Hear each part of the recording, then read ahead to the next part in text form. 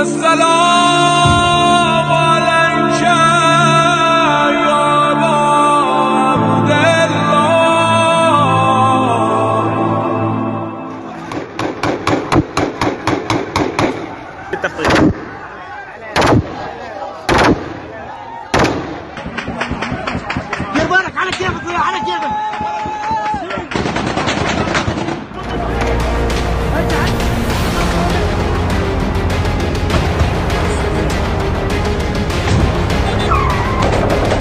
اعوذ باللہ من الشیطان الرجیم. بسم اللہ الرحمن الرحیم. اللہم صلی علی محمد و علی محمد. ناظرین کرام السلام علیکم. پروگرام آگاہی کے ساتھ ایک نئے موضوع کے ساتھ آپ کی خدمت میں حاضر ہیں.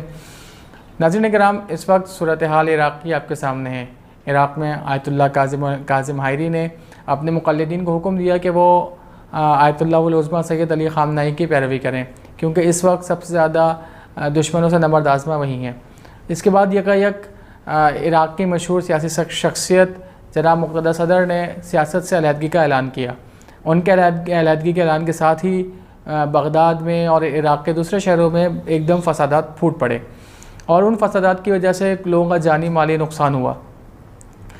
اصل میں ہم جاننا ہی چاہیں گے آج کے پروگرام میں کہ اس کی وجہ کیا تھی، یہ حالات کیوں پیش آئے. اس سے پہلے بھی کیا اس طرح کے واقعات رونما ہو چکے ہیں؟ کیا پچھلی دفعہ 40 سے پہلے بھی اس طرح کے جو واقعات ہوئے کیا اسی کا تسلسل ہے؟ اور اس کے ممکنہ نتائج کیا ہو سکتے ہیں؟ ہم نے اپنے پروگرام میں ایک مرتبہ پھر دعوت دی ہے حجت الاسلام والمسلمین مولانا نقی ہاشمی کو، اور ان سے ہم جاننے کی کوشش کریں گے کہ کیا وجہ تھی کہ یہ حالات عراق میں پیش آئے. آغا صاحب السلام علیکم. جی وعلیکم السلام ورحمۃ اللہ. آغا صاحب، حالات آپ کے سامنے عراق کے، لیکن اس سے پہلے کہ ہم ڈائریکٹ ان واقعات پہ اور حالات پہ آئیں تو پہلے یہ جاننا چاہیں گے کہ اصل میں یہ کیوں واقعات ہو رہے ہیں. پچھلی دفعہ بھی 40 سے پہلے ہوا، اس کے پیچھے کیا جو ہے نا وہ محرکات تھے؟ جی بسم اللہ الرحمن الرحیم.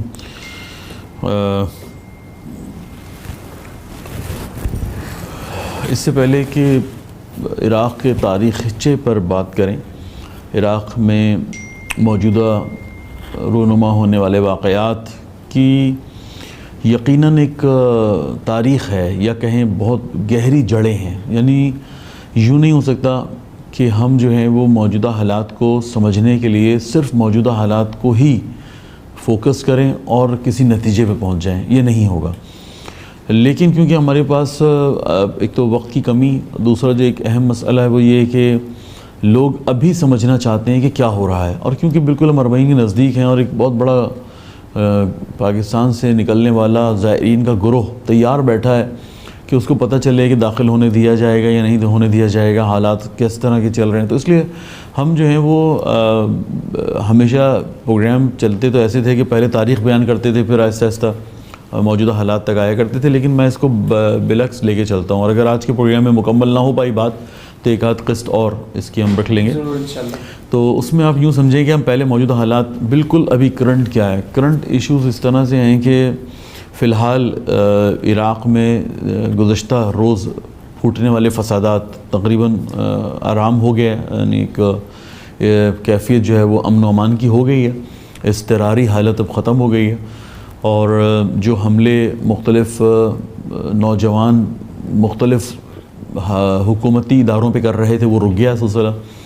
اور اس کے بعد جو بارڈرز بند کر دیے گئے تھے زائرین کے لیے، ان کو حتیٰ کہ ایرانی زائرین کے لیے بند کر دیے گئے تھے، جہاں پاکستانی لوگ بہت پہلے سے بند ہیں، وہ بھی کھل گئے ہیں. تو یہ اس وقت زمینی بارڈرز جو ہیں، ہوائی بارڈرز بھی کھل گئے ہیں. پہلے تو سب بند ہو گیا تھا، یعنی ایک آدھ دن تو ایسا گزرا ہے کہ اس میں سب کچھ بند ہو گیا تھا. خوب یہ ہوتا کیوں ہے؟ ہوتا اس طرح سے ہے کہ آج سے 2 دن 3 دن پہلے رات کے وقت میں آیت اللہ العظمیٰ کاظم حائری صاحب، کہ جن کا نام ذرا کم ہی لوگوں نے سنا ہے، بہرحال ایک عظیم اور بڑی شخصیت ہے. دونوں یعنی شہیدین کی کہا جاتا ہے کہ شاگردی ہے، یعنی خود شہید موسیٰ صدر بھی شہید باقر صدر بھی، اور شہید محمد صادق صدر جو مقتدیٰ کے والد ہیں، ان کے شاگرد بھی تھے. اور جب صدام کے اور زمانے کے حالات خراب ہوتے ہیں تو یہ ان شخصیات میں سے ہیں کہ جو باقاعدہ نبرد آزما ہوتے ہیں، اور نجف کی وہ قیادت ہے کہ جو الحمدللہ باقاعدہ صدام کے مقابلے میں آ جاتی ہے. اور اس کے بعد پھر ان کو ملک بدری دیکھنی پڑتی ہے، اور یہ پھر ایران چلے جاتے ہیں، اور پھر کافی عرصہ ایران میں ان کا جو سلسلہ ہے وہ یوں کہ الحمدللہ شاگرد پروری ہے، اور بہرحال ایک عظیم شخصیت اور بڑی شخصیت کے طور پہ آتے ہیں، لیکن ان لوگوں میں سے ہیں کہ جنہیں قطعاً یہ شوق نہیں ہے کہ ان کے پاس جو ہے نا وہ مرجعیت آئے، ان کا نام جو ہے وہ اوپر آئے، ایسا کوئی اس ذات کے اندر. واللہ آپ ان کی بھی تصاویر اور ان کے بھی سائن بورڈز اور ان کے بھی آپ مقلدین اور ان کی بھی کتابیں چھپی ہوئی اور بہت کچھ دیکھتے آپ، لیکن آپ نے دیکھا کہ اس شخصیت کو تو لوگوں نے ابھی ہی پہچانا، پہلی مرتبہ لگتا ہے لوگوں کے سامنے ان کا نام آیا. اکثریت نے تو پہلی مرتبہ تشیع میں پتہ چلا کہ اچھا یہ چوتھی مرجعیت بھی وہاں پر کوئی موجود ہے، اور نہ صرف چوتھی مرجعیت بلکہ مختصر صدر بھی یعنی ان کے مقلد ہیں، نہ صرف مختصر صدر بلکہ زیادہ تر جو امام موسیٰ امام باقر الصدر یا اسی طرح سے جو آیت اللہ صادق الصدر کے مقلدین تھے وہ زیادہ تر ان کے مقلدین ہیں. یہ لوگوں کو ابھی پتہ چلنا شروع ہوا. تو یعنی ایک بڑی شخصیت ہے لیکن اس نے کبھی اپنی شہرت کے لیے کوشش نہیں کی ہے. ابھی ہوتا یوں ہے کہ وہ مرجعیت سے استفادہ دیتے ہیں، اور یہ تاریخ تشیع کا ایک عجیب ہی واقعہ ہے. اس سے پہلے شاید اس طرح کا واقعہ کیا رونما ہوا؟ میں نے تو کوئی ایسا واقعہ میں بھی ہاں یعنی اندازہ نہیں ہے، ہم نے پڑھا نہیں ہے، ہو سکتا ہوا ہو، لیکن میرے بھی علم میں کوئی ایسی بات ہے نہیں کہ وہ یہ کہیں کہ میں ایک ناتواں ہو گیا ہوں اور کمزوری ہے جسمانی اور اس طرح کی دو چار باتیں کر کے کہیں کہ میں استعفیٰ دینا چاہتا ہوں. سب کو معلوم ہے کہ ایسی کوئی بات نہیں ہے، یعنی مرجعیت سے استعفیٰ دینے کی بنیادی وجہ جسمانی نہیں ہے، یہ تقریباً کلیئر تھا. اور اس کے بعد پھر جو اگلی عبارت میں باتیں کی گئی ہیں وہ یوں تھیں کہ یعنی باقاعدہ دونوں صدرین کا تذکرہ رہا، جو باقر صدر اور جو ہیں محمد صادق صدر مقتدیٰ کے والد، ان کا تذکرہ رہا، ان کی شاگردی کی بات ہوئی. پھر حتیٰ کہ تھوڑا سا اور بھی لوگوں نے جو تبصرے کیے وہ یہ ہے کہ حتیٰ یہ دونوں وصیت بھی کر کے گئے تھے، یا کم سے کم محمد صادق صدر کی وصیت تھی کہ جو لوگ ابھی میرے مقلد ہیں اگر مجھے کچھ ہو جاتا ہے تو وہ سب کاظم حائری کی تقلید کریں. تو اس طرح کی باتیں آ بھی رہی ہیں. تو پتہ چلتا ہے کہ یہ انسان جو ہے یہ الحمدللہ جہاں سیاسی فہم رکھتا ہے وہاں علمی صلاحیتیں بھی بہت زیادہ ہیں. سیاسی فہم تو ابھی پتہ چلتا ہے آپ کو کہ جب وہ عراق کے جو حالات گزشتہ 9 مہینے سے، یہ 9 مہینے پرانی بات ہے کہ یہاں پر حکومت نہیں بن رہی ہے، الیکشنز ہو چکے ہیں، پارٹیز اپنے مشخص کر چکی ہے کس کی کتنی سیٹیں ہیں، کیا حق بنتا ہے، کتنے وزراء بٹنے چاہیے، یعنی اپنے کوٹے کے حساب سے یا اپنے موجودہ وجود جو اس وقت پارلیمنٹ میں اس اعتبار سے. لیکن ایک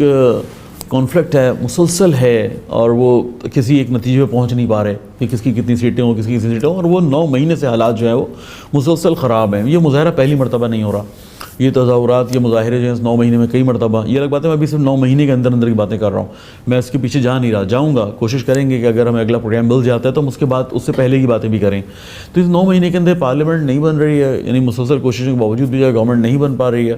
اور مسلسل جو ہے وہ ایک عجیب سا انسان کے جس کو آپ ابھی وزیر اعظم کے طور پہ جانتے ہیں، یعنی جو الکاظمی کے نام سے معروف ہوا، یہ وزیر اعظم اس وقت جو ہے نا یہ خود ایک مشکوک شخصیت میں سے. الکاظمی سید ہونے کی وجہ سے نہیں کہتے اس کو، کاظمین کا رہنے والا ہے، اس لیے اس کو جو وہ الکاظمی کہا جاتا ہے. جس وقت مسلط ہے ہم پر عراق کی حکومت پر، اور 2-2.5 سال اس کے مکمل ہو رہے ہیں. اور جب سے یہ آیا ہے نا یہ کبھی بھی ہم نے امنیت جو ہے وہ عراق میں نہیں دیکھی ہے. اب یہ پارلیمنٹ کے الیکشنز ہو جاتے ہیں اور ہم دیکھ رہے ہیں کہ کوئی بھی پارٹی جو ہے وہ حتیٰ کہ اکثریت ووٹ لینے کے باوجود بھی وہ حکومت نہیں بنا پا رہی ہے. اختلافات کس بنیاد پر ہو رہے ہیں؟ زیادہ تر یہی موضوعات چھیڑ جاتے ہیں کہ کس کا کتنا حصہ ہونا چاہیے وزراء میں. یہاں پہ آ کے مسائل جو ہے نا وہ خراب ہو جاتے ہیں اور وہ تعین نہیں ہو پاتا. ایک وجہ یہ ہے، ایک وجہ شاید یہ والے معاملات تو پاکستانیوں کو بہت آسانی سے سمجھ میں آ جائیں. ایک وجہ بڑی جو ہے نا وہ یہ ہے اختلافات کی کہ یہ ملک جو ہے نا آپ کو پتہ ہے کہ یہ گزشتہ کافی سالوں سے نیشنلزم کا مختلف قومیتیں جو یہاں پر پائی جاتی ہیں، بھائی کہ قبائلی نظام ہے، لیکن اس کے باوجود بھی یہ قبائلی نظام جو ہے نا یہ علاقائی سطح پہ ایک سازش ہے امریکہ کی، علیحدگی کی تحریکیں چل رہی ہیں. یعنی مراد یہ ہے کہ جیسے آپ نے دیکھا کہ یہ جو کردستان ہے عراق کا، جو اربیل ہے، جو سلیمانیہ ہے، یہاں پر ایک تسلسل کے ساتھ جو ہے نا اسرائیل کا نفوذ ہے، اور اسرائیل کوشش کر رہا ہے کہ اس خطے کو جدا کرے. اور ابھی بھی آپ کو پتہ ہے کہ بہت ہی سستی قیمت کے اوپر اسرائیل اس جگہ کا آئل خرید رہا ہے. یعنی کیا مطلب یہ کہ عجیب بات ہے، ایک فیڈرل سسٹم بنانے کی کوشش ہوئی ہے کہ اس میں صدر جو ہے وہ ہمیشہ کردستان کا ہوگا، کردی یعنی عراق کے کردستان کا صدر ہوتا ہے، جو شیعہ ہوتا ہے وہ ہمیشہ وزیر اعظم رہے گا، اور جو اسپیکر ہوگا وہ اہل سنت ہوگا. اس طرح کی تقسیم بھی یہاں پر موجود ہے. تو یہ 2-3 بنیادی وجوہات ہیں. اور پھر وہ جو نفوذ ہے امریکہ کا, جو سب سے بڑی وجہ بنتی ہے کہ وہ کیوں اتنی آسانی سے اتنے قدرتی وسائل سے یا ذخائر سے بھرے ہوئے ملک کو چھوڑ دے گا. یہ بڑی وجہ یہ ہے کہ امریکہ کا نفوذ ہے. امریکہ کے ہاتھ میں ابھی تک جو ہے وہ ساری جتنی بھی پالائشگاہ جس کو ہم کہتے ہیں یا ریفائنریز کہتے ہیں, یہ ریفائنریز ابھی تک حتی بصرہ پورا کا پورا امریکہ کے پاس ہے. اور اس طرح بہت ساری جگہیں. یہ چوتھی اور تیسری اور پھر چوتھا وہ جو مسئلہ داعش نے اٹھایا تھا اور مختلف علاقوں کا قبضہ کر لیا تھا. اور پانچواں مسئلہ جو ہے وہ خود یہ سعودی عربیہ کا نفوذ ہے اہل سنت قبائل کے اندر, اور مسلسل ان کو یہ کہنا ہے کہ صدام جو ہے وہ سنی تھا اور اتنے عرصے مسلط رہا. بعض پارٹی ختم ہو گئی ہے لیکن فرد یا افراد ختم نہیں ہوئے ہیں, نہیں ہو سکتا. اور جب کہ تقویت کرنے والے لوگ موجود ہوں, اور جب یہ احساس بھی موجود ہے کہ ہم نے اتنے عرصہ حکومت کی اور ہم سے حکومت چھین لی گئی ہے, تو یہ میں نے آہستہ آہستہ کر کے آپ کو چند عوامل تک پہنچانے کی کوشش کی ہے کہ یہ ان سب کا نتیجہ جو ہے نا وہ موجودہ حالات نکلتے ہیں. کہ یعنی آپ ایک سرے کو پکڑتے ہیں دوسرا ہاتھ سے نکل جاتا ہے, دوسرے کو پکڑتے ہیں تیسرا ہاتھ سے نکل جاتا ہے. اور 40 پر ہی کیوں, جو آپ کا اصل میں سوال تھا. دیکھیں 40 جو ہے نا وہ تشیع کی عظمت کا اظہار ہے, تشیع کی طاقت کا اظہار ہے, تشیع کے وجود کا اظہار ہے. اور انشاءاللہ جیسے کہ علماء نے کہا کہ اگر بمعرفت کیا جائے 40, تو یہ ہمیں تیزی سے جو ہے انشاءاللہ ظہور سے نزدیک کر رہا ہے. اور یہ بہت بڑی بات ہے کہ ہم جو ہے نا وہ انشاءاللہ بہت ساری چیزیں اس میں پنہان ہیں کہ جن کو ہم کسی وقت تفصیل کے ساتھ بیان کریں گے کہ جو اس ایک 40 کے اندر جس طرح سے اجتماع پوری دنیا سے ہو رہا ہے, تو یہ یہاں پر آ کے حالات سے خراب ہوتے ہیں. بہرحال میں تو یعنی اس نظریے پہ بھی قائل تھا, ابھی بھی ہوں, اور اس پہ شواہد بھی جمع کرنے کا خواہش رکھتا ہوں کہ یہ جو کووڈ ہے یا جس طرح کے حالات خراب کیے گئے, ان کے پیچھے بھی ایک بنیادی سازش جو ہے نا وہ یہی رہی کہ یہ جو عالمی اجتماع امام حسین علیہ السلام کے انشاءاللہ کربلا کے اندر ہوتا ہے, امام کے نام پر ہوتا ہے, اور جو لوگ جمع ہوتے ہیں ان سے ان کو خوف ہے, وہ چاہتے ہیں کہ کسی طریقے سے اس اجتماع کو روکا جائے. تو اب دیکھیں کووڈ ختم ہو گیا تو پھر یہ نئے حالات خراب کر دیے جاتے ہیں اور بارڈرز بند کر دیے جاتے ہیں, اور امنیت کا بہانہ بنا کے یا یہ کہے کہ بے روزگاری ہمارے ملک میں ہے اور آپ کے ملک سے کافی لوگ جو ہیں وہ یہاں پہ آگے ٹھہر جاتے ہیں اور پھر ہمارے ملک میں کام کرتے ہیں غیر قانونی فلاں, یعنی اس طرح کے ایشوز بنا کے آپ بارڈرز بند کر دیں, زائرین کو آنے دیں. تو یہ اس چھوٹے سا مسئلہ نہیں ہے, آپ کو اس کو ایک عالمی سازش اور عالمی تناظر میں ہی دیکھنا چاہیے کہ سب مل کے کچھ نادان ہیں اور کچھ دانا ہیں, سوچ سمجھ کے جو ایک سازش کا سلسلہ جاری ہے کہ جس کے ذریعے سے وہ چاہتے ہیں کہ اس سال کے 40 کو بھی گزشتہ سالوں کی طرح کمزور کیا جائے. تو میں ابھی صرف اتنی ہیڈ لائنز کو بات کر سکتا تھا, وقت کم ہونے کی بنیاد پہ. کوئی سوال ہے تو کر لیجئے, پھر اگلے پروگرام میں ہم کوشش کریں گے کہ ایک ایک موضوع پر جدا جدا جو ہے وہ تفصیل کے ساتھ انشاءاللہ تھوڑا ٹائم ہم تھوڑا سا اور ڈسکس پہ جو ہے نا وہ ہم کر سکتے ہیں. اگر یہ جو موجودہ حالات تھے اگر ہم انہیں پہ بات کریں, پہلے یہ ہوا کہ جب جیسے مقتدی صدر صاحب نے جو ہے نا استعفیٰ دیا کہ میں سیاست سے الگ ہو رہا ہوں اور جو ہے نا وہ اب میں سیاست میں نہیں آؤں گا, پھر بہت سارے لوگ یہ سمجھ رہے تھے کہ شاید یہ اعلان جو ہے نا وہ واپس لے لیا جائے گا, وہ واپس آئیں گے, صرف وہ لوگوں کو موبلائز کرنے کے لیے, پریشر کریٹ کرنے کے لیے کیا گیا. پھر آیت اللہ کاظم حائری, وہ آیت اللہ سستانی کی طرف سے بیان آتا ہے, پھر یہ پریس کانفرنس کرتے ہیں ہنگامہ رائی کے بعد مقتدی صدر, اور یہ کہتے ہیں کہ بیانہ جو ہے جو کچھ کیا یہ اپنے مرجعیت کے کہنے پہ کیا ہے, اور اب میں واپس نہیں آؤں گا, اور اگر واپس زیادہ تنگ کرو گے تو میں جو ہے نا وہ سرداری سے بھی معزول کر لوں گا اپنے کو. جو اصل بات ہے نا وہ سمجھنے کی ہے, وہ یہ ہے کہ مقتدی جو ہے نا ایک ہم آسانی سے کہا جا سکتا ہے کہ پختہ سیاستدان نہیں ہے, اور ابھی تیار بھی نہیں ہوئے تھے. یعنی ان کے والد حیات تھے اور ان کے 2 بھائی, والد کے 2 یعنی ان کے 2 بھائی بڑے جو ان کے ساتھ تھے, جن کی شہادتیں ہو گئیں. تو آپ سمجھیں کہ یہ 3 شہادتوں کے بعد یہ کہ جو اس زمانے میں شاید 19 20 یا 21 سال کے ہوں گے, ان کو ایک دم بہت بڑا پورا عراق دوسرے لفظوں میں, کیونکہ ایک شہرت تھی کہ انہوں نے بچایا ہے, ان کے والدین نے بچایا ہے, نجف کے حوضے کی حفاظت انہوں نے کی ہے, تشیع کی حفاظت انہوں نے کی, اس طرح کی, کیونکہ پروپیگنڈے بہت تھے اور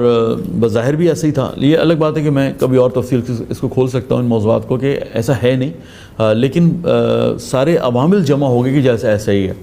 تو اس بنیاد پر ایک قیادت بنی بنائی قیادت پلیٹ میں ان کو رکھ کے مل گئی. تو یہ ایک پختہ قیادت کے طور پہ یا سیاسی شخصیت کے طور پہ نہیں تھے, اور ان سے مسٹیکس ہوئی ہیں. یہ بھی جو اعلان انہوں نے کیا کہ میں سیاست سے الگ ہوتا ہوں, 7ویں مرتبہ کیا ہے. پہلے 6 مرتبہ یہ کہہ چکے ہیں کہ میں سیاست سے علیحدہ ہوتا ہوں.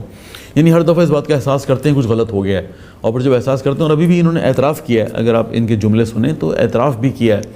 اور ایک بڑی شخصیت شہید ہوئی ہے, اور وہ شہادت حشد الشعبی کی لیڈرشپ تھی جن کو شہادت ملی ہے. اور ہر دفعہ اس طرح کے واقعات اور حادثات میں ایک بندہ شہید ہو جاتا ہے, یعنی اس لیے پتہ چلتا ہے کہ یہ سب کچھ جو ہے نا وہ بہت ہی پلانٹڈ ہے. یعنی ہم یوں کہیں کہ ایک حادثہ ہوا کہ مقتدیٰ جو ہے انہوں نے بیان دیا, اور ایک دم لوگ روڈوں پر آ گئے, اور پھر لوگوں نے مظاہرے شروع کر دیے, اور پھر جو ہے وہ گولیاں چل گئیں, اور اس میں جو ہے وہ راکٹ لانچر کا استعمال شروع ہو گیا. راکٹس کا استعمال ہوتا ہے باقاعدہ, تو اور پھر کوئی ایک اہم انسان جو ہے نا شہید ہو جاتا ہے. نہیں, ایسا نہیں ہے, یہ بہت پری پلان ہوتا ہے. پچھلی دفعہ بھی ایسا ہی ہوا تھا, ایک بہت عظیم شخصیت شہید ہوئی تھی, اور اس دفعہ بھی حادثات میں ایسے ہی ہوا, ایک اور عظیم شخصیت انہوں نے شہید کر دیا. تو بات یہ ہے کہ ہاں ان کے ماننے والے تو ہو سکتا ہے مقتدیٰ کے عشق میں ہی نکلتے ہوں باہر, مقتدیٰ کی محبت میں باہر نکلتے ہوں, لیکن پھر اس میں شامل ہو جاتے ہیں کچھ عناصر, اور شامل ہونے کے بعد جو ہے وہ پھر اس پورے مجمع کو ایک ڈائریکشن دے دی جاتی ہے. اور پھر اس کے بعد جو ہے نا وہ ہر طرح کے پبلک کے اوپر حملے ہوتے ہیں, اور خصوصاً شخصیات کے اوپر حملے ہوتے ہیں, اور پھر نعرے جو ہے نا وہ سسٹم کے خلاف, پھر آہستہ آہستہ جو ہے وہ حکومت کے خلاف, پھر آہستہ آہستہ مرجعیت کے خلاف. یعنی آپ نے ابھی بھی سنا ہوگا کہ سب سے زیادہ حفاظت جو ہے نا وہ آغا حافظ بشیر صاحب کی اور آغا سیستانی کی حفاظت کے اوپر ذرا زیادہ, کیونکہ خطرہ ہو گیا تھا کہ نیشنلزم جو ہے عراقی یہ ہو سکتا ہے کہ پاکستانیوں پہ یا ایرانیوں پر یہ کہے کہ کیوں ہمارے ملک میں آئے ہم. اچھا, ابھی بھی ایک اہم بات بتا کے آپ کو فی الحال اس موضوع میں یہیں پر روک دیتے ہیں کہ میں کل ٹیلی ویژن کی خبریں دیکھ رہا تھا, ایران کی ٹیلی ویژن کی, تو انہوں نے کہا کہ ہم نے جو ہے وہ کھول دیے ہیں, بارڈرز کو کھول دیا ہے, لیکن ہم نے ٹھیک ہے فارنرز کے لیے ہم کھول رہے ہیں جو ہمارے ملک میں آتے ہیں, جیسے بہت زیادہ عراقی آتے ہیں, بہت زیادہ افغانی آتے ہیں, آذربائیجانی آتے ہیں, اور اس طرح سے پاکستانی آتے ہیں, ہم اتباع کے لیے کھول دیتے ہیں. کہا کہ لیکن ہم جو ہے وہ ایرانیوں سے یہ کہیں گے کھول تو دیا ہم نے آپ کے لیے, لیکن جب تک کہ وہاں کی امنیت کی جو ہے موجودہ وضعیت ہے وہ سامنے نہ جائے, امن و امان کی, آپ جو ہے وہ ٹریول نہ کریں. یعنی ایک نہ نظر آنے والا تعصب ہے کہ جو ایران اور عراق, عربیت اور عجمیت ہے, اور خصوصاً جو نعرے سارے حشد و شعبی کے خلاف تھے, اور کیوں ایران نے جو ہے وہ اپنے گروہ یہاں پہ بنائے ہوئے اور ہمارا قتل عام کرتے ہیں, اس طرح کے نعرے تھے. تو اس لیے وہ خود بھی چاہتے ہیں کہ ایرانی جو ہے وہ ابھی فی الحال اس فضا میں داخل نہ ہوں. تو موجودہ وضعیت جو ہے نا, ہمارے بھی اگر لوگ جا رہے ہیں تو بہت احتیاط کے ساتھ جائیں, بہت ہی احتیاط کے ساتھ جائیں. یعنی یوں نہیں ہے کہ یہ گزشتہ والا 5 سال پہلے والا, 7 سال 8 سال پہلے والا, 10 سال پہلے والا عراق ہے. عراق جو ہے وہ سب بہت تبدیل ہوا ہے. اس لیے اگر ہم ٹریولنگ کر بھی رہے ہیں اور زیارتیں کرنا بھی چاہتے ہیں تو ہمیں انشاءاللہ بہت احتیاط کے ساتھ جو ہے نا یہ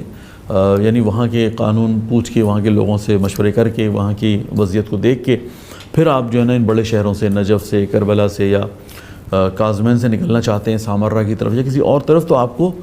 پہلے سے علم ہو اور اس کے بعد آپ نے سفر کو جو ہے وہ شروع کرنا چاہیے. اچھا, اس سے پہلے کہ مطلب ہم اگلے پروگرام میں داخل ہوں گے اور اس میں جو ہم مستقبل کی بات کریں گے کہ اس کے نتائج کیا ہو سکتے ہیں اور کہاں تک جا سکتے ہیں, ہم چاہیں گے یہ کہ آپ تھوڑا سا اس پہ روشنی ڈالیں کہ جیسے ہم نے ابھی تذکرہ بھی کیا کہ شاید علم میں نہیں, ہمارے کم از کم ہمارے علم میں یہ پہلی دفعہ آیا کہ کسی مجتہد نے اپنے مقلدین کو کہا کہ مجھے چھوڑ کے تم ولایت فقیہ کی, ولی فقیہ کی پیروی کرو. یہ ایک بہت بڑا اقدام تھا. اس کو پیچھے بیک گراؤنڈ کیا تھا, کیونکہ آیت اللہ کاظم حائری خود عراق کے ہیں اور آیت اللہ خامنہئی ایران سے تعلق رکھتے ہیں, یہ کچھ عرصہ ایران میں بھی رہ کے گئے. آپ اس بیان کا کس طرح دیکھتے ہیں؟ مطلب یہ ہے کہ ابھی تک جو ہے نا 2-3 اہم باتیں یہاں پہ. ایک, آپ مرجعیت کی پاور دیکھیں کہ پاور اتنی ہے مرجعیت کی کہ احساس ہو جانا چاہیے. جیسے آپ نے تمباکو کا فتویٰ دیا, جیسے آپ نے امام خمینی علیہ السلام علیہ رحمہ کی, ہم نے دیکھا کہ ان کی قیادت میں انقلاب پورا کامیاب ہوا. اسی طرح سے آیت اللہ خامنہئی کی اس وقت جو الحمدللہ نفوذ ہے, جو ان کی قدرت ہے. اور اب یہ ایک اور بار عراق کے لیے جو الزام لگتا تھا کہ جیسے عراق تو پورا غیر سیاسی ہے, ایک اتنا بڑا اسٹیپ اٹھا کے ایک مرجعیت نے, آیت اللہ کاظم حائری نے ہلا دیا, اور مرجعیت نے اپنی طاقت کا اظہار کیا ہے کہ دشمن نے کتنا پلان کیا ہوا تھا اس دفعہ کے اربعین کو خراب کرنے کا, کہ اپنے نادان دوست اور دانا دشمن سب مل کے کس طرح سے تباہی مچا رہے تھے. لیکن ایک مرجعیت کے فتوے نے جھاگ کی طرح بٹھا دیا اس پوری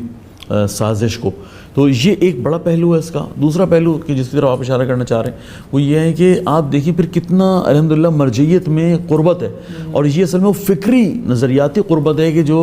الحمدللہ شہید باقر الصدر اور امام خمینی کے نظریات میں, کہ جب ان کے شاگرد جو بھی شاگرد ہیں ان کا، اور واقعی اگر وہ حقیقی شاگرد ہے تو وہ فکر امام خمینی سے اسی طرح سے، نظریہ ولایت فقیہ سے اسی طرح سے، موجودہ انقلاب اسلامی سے اسی طرح سے، اور اس وقت جو ریزسٹنس پاورز ہیں، جو مزاحمتی تحریکیں کہلاتی ہیں پوری دنیا کے اندر، الحمدللہ جو حاج قاسم سلیمانی کی قیادت میں کام کر رہی تھی، آپ ان کے اندر دیکھیں کتنی ہمانگی ہے. ہاں دشمن بھی ہمانگی ہے، وہ دشمن بھی آپ دیکھیں امریکہ سے لے کے اسرائیل تک، اسرائیل سے لے کے عراق کے نادان دوستوں تک اگر حملہ کرتے ہیں تو حاج قاسم سلیمانی کی تصویروں پر، اگر حملہ کرتے ہیں تو ابو مہندس مہدی کی تصویروں پر. تو اس کا مطلب یہ ہے کہ الحمدللہ یعنی صحیح ہے دشمن کی ہمانگی یہاں ہیں، لیکن ہمارے لیے کلیئر ہو رہا ہے کہ یہاں اپنے بھی ہمانگ ہیں، چاہے وہ عراق کی قیادت ہو، چاہے وہ لبنان کی قیادت ہو، چاہے وہ الحمدللہ پاکستانی قیادتیں ہوں، چاہے الحمدللہ ایران کی قیادتیں ہوں، اور انشاءاللہ اسی طرح سے ہم شام کی قیادتیں ہوں، یمن کی قیادتیں ہوں، سب میں ہمانگی پائی جاتی ہے. تو ہم دیکھ رہے ہیں کہ ایک بہترین یعنی اس طرح کی بات کر دینا اتنی بڑی شخصیت کے لیے کہ پہلے اس طرح کی کوئی بات یعنی میں کہہ رہا تھا اس کو کہ سنہری حروف میں لکھا جائے گا جب مرجعیت کی تاریخ لکھی جائے گی، سنہری حروف میں لکھا جائے گا کہ مرجع نے یہ کہا کہ میں چاہوں گا اپنی زندگی میں، کہہ رہے ہیں کہ میں چاہوں گا کہ جو میرے مقلد ہیں سب کے سب جو ہیں ولی فقیہ کی جا کے انشاءاللہ اطاعت کریں، اور ان کے اطاعت اس طرح سے کریں کہ جیسا حق ہے کسی شخصیت کے اطاعت کا. تو یہ الحمدللہ فکری ہم آہنگی جو اس وقت شہید باقر صدر امام خمینی اور اس طرح کی جتنی عظیم شخصیات تھیں، دوسرے لفظوں میں تسلسل ہے مرجعیت کا، سیاسی مرجعیت کا، کہ جو الحمدللہ ہمیں نظر آ رہا ہے کہ بہت ہی بہترین اسٹیپس اٹھا کے کسی انتہائی مرحلے کی طرف انشاءاللہ پہنچ رہے ہیں. اس میں آغا ایک بات بہت لطیف نقطہ ہے کہ ایک MI6 کے ایجنٹ کی جانب سے جو ہے نا پہلی محرم کو یہ ایک بحث چھیڑی گئی، اور نیا جو ہے نا وہ مطلب نیا ایک فتنہ کریٹ کرنے کی کوشش کی گئی، اور اسی ایام اعظم میں الحمدللہ آیت اللہ کاظم حائری نے بھی تاریخ کا ایک بہترین جو ہے نا حکم جاری کیا. یعنی مطلب ہم اوور آل تشیع میں چند لوگ ہمارے اب بھی جو ہے نا وہ کسی نہ کسی کے ایجنٹ کے طور پہ کام کر رہے ہیں، لیکن ہم اوور آل تشیع جو ہے نا متحد ہے، اور وہ سفر کر رہی ہے عام زمانہ کے ظہور کی طرف انشاءاللہ. ناظرین کرام، آپ نے گفتگو سماعت فرمائی حجت الاسلام مولانا نقی ہاشمی کی عراق کی صورتحال کے حوالے سے. پروگرام کا یہ پہلا حصہ تھا، انشاءاللہ اگلے حصے کے ساتھ آپ کی خدمت میں پھر حاضر ہوں گے. تب تک کے لیے اپنے میزبان قمر رضوی کو اجازت دیجیے. اللہ